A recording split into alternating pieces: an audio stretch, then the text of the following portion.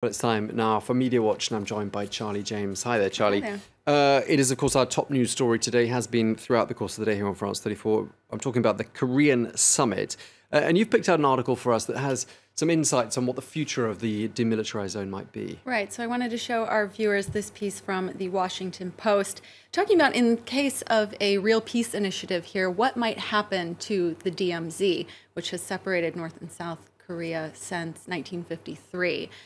Now, non-governmental organizations and European officials have long advocated for it to be turned into a wildlife refuge. And that might sound a little bizarre, but there's actually inspiration for that right here in Europe, in Germany, where after the Cold War, Germany transformed their own border that used to separate East and West Germany into a wildlife refuge that is known as the country's green belt. And it's actually a big tourist destination now, too, for people who want to come in and see the birds and wildlife there.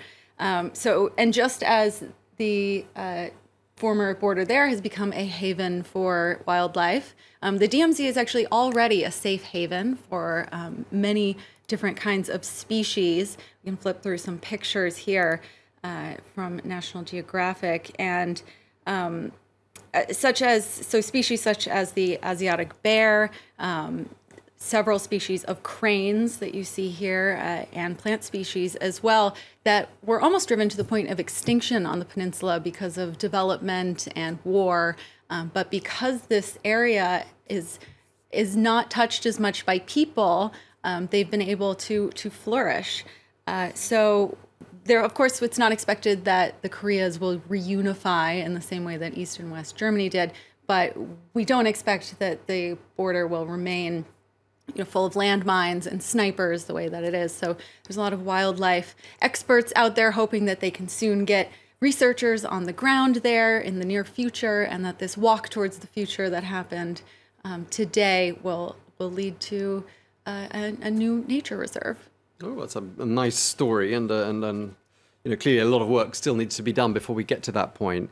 You picked out another rather heartwarming story today. For those of us who grew up listening to the Swedish band ABBA, apparently they've got a new song coming out. That's right. So 2 new songs, in fact. So they've announced for the first time in 35 years there will be new original music coming from ABBA. They announced it on their Twitter account, as so many bands do now. Social media is the first place to get it. So they said that this will be a part of their new Avatar tour project that is happening next year. There's going to be 2 new songs. One of them we have a title for already. It will be called I Still Have Faith in You.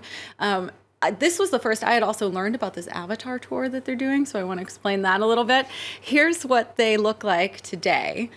So obviously aged a little bit since the ABBA that we knew from the 1970s. But as part of the tour, they are going to be digitally scanned and de-aged so that the avatars that actually go out and do these concerts are going to look more like the ABBA we know from the 1970s. So that's really interesting there. Some snappy clothes as well. So fans going online, of course, and very excited, tweeting out GIFs, calling it the best day ever.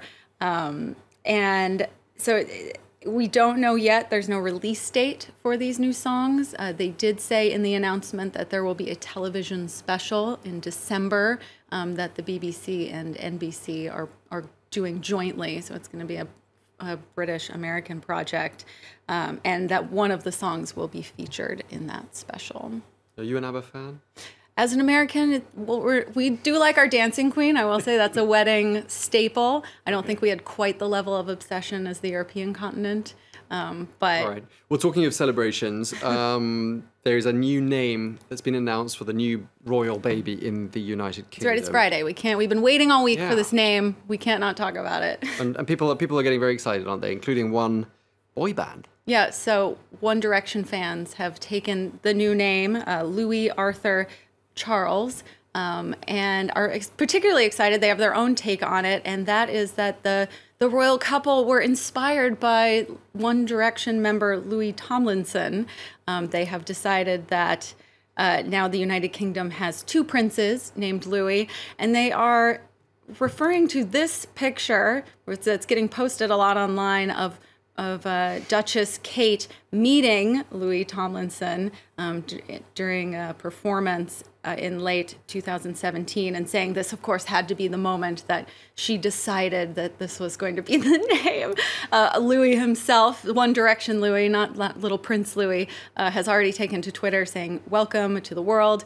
I'll take you under my wing, lad." The Adidas tracksuit is in the post. If you're a One Direction fan, you know that he has an affinity for the brand Adidas. So I didn't know that. We'll see if we see a picture soon of little Prince Louis in an Adidas tracksuit. I think Louis might also be a family name. I'm not sure it's all down to One Direction, but don't ruin their dream. I'm not going to ruin anyone's fun.